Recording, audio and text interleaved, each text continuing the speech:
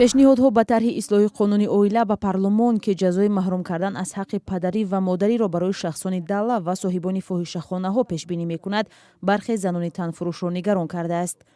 шӯрои маҷлиси намояндагон ин тарҳро 11 январ баррасӣ карда, интизор меравад рӯзҳои наздик дар парлумон қабул шавад.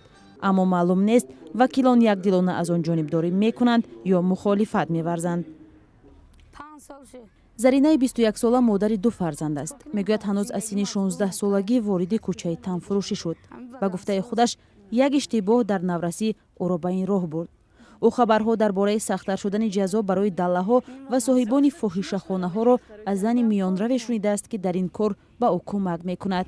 кӯдакҳоя набарам як ҷои кор ташкил мекунам, кор кунем, пули квартира метем, 1000 сум пули ниянка метем, моро ма якҷо меёвем сум магарем ки ам хеле кунем. ба зарина мегӯяд мактабро пурра нахондааст ва ҳеҷ ҳунаре ҳам надорад. ӯ аз роҳи интихоб кардаш изҳори пушаймонӣ мекунад. мегӯяд кори осоне нест ва онҳо ҳар рӯз бо хатар рӯбарӯ мешаванд. меан мезананд мо протокол мо мекунанд, чӣ кор кунем, зиндагӣ маҷбур мо када. талоши тағйиротҳо ба кодекси оила дар мавриди сахттар кардани ҷазо ба даллаҳо ва соҳибони фоҳишахонаҳо дар ҳолест ки вазорати корҳои дохилии тоҷикистон низ сари чанд вақт дар бораи боздошти нафаре бо иттиҳоми фоҳишагӣ ё ташкили фоҳишахона хабар медиҳад. мавҷударо миёни ин гурӯҳи занони танфурӯш дарёфтем ки барои пайдо кардани муштарӣ ба занони мисли зарина мусоидат мекунад. аммо аз он тарз дорад ки бо қабули ин тарҳ дар парлумон аз ягона духтараш маҳрум мешавад.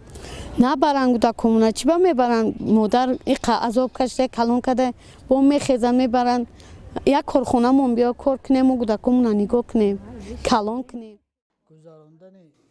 масъулини кумитаи корбозанон мегӯянд яке аз пешниҳодкунандаҳои ин тарҳи ислоҳ ба кодекси оила ҳамин ниҳод аст. онҳо ба ин боваранд ки талоши маҳрум кардани волидон аз ҳаққи падарӣ ё модарӣ метавонад теъдоди занони бадахлоқ ва сокинони фоҳишахонаҳоро дар ҷомеа коҳиш диҳад.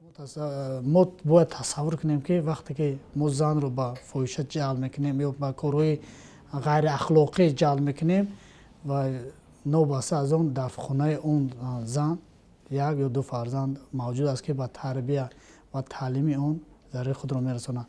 ҳангоми зан дар шабона дар вай бошад, дар ҳолатҳои амалҳои ғайриахлоқӣ бошад, пас фарзанди он дар кадом сатҳ қарор дорад, мо намедонем, не ки як таъсир ба ҷомеаи худ мерасонад.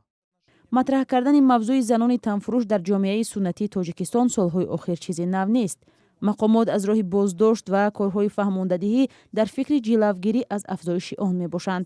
аммо созмонҳои ҷамъиятӣ бештар ба набуди кор ва даромади занон ҳамчун сабаби афзоиши ин гурӯҳ ишора мекунанд. то асос нашавад, то суд ба ариза накунад, яке аз тарафҳо мумкин падар ё модар ҳамин асос карда агар мумкин ки нисбати фарзанди худаш ягон ваёи ҳаракатҳо шудагӣ бошад, ҳамин фақат ин пеш ҳам буд, пеш ҳам суд метавонист ҳамин асос карда баррасӣ кунад, фақат қонунгузорӣ ба ҳамин мухтасар асосҳояш оварда нашуданд, ҳамин асосҳои ҳозир оварда шуданд.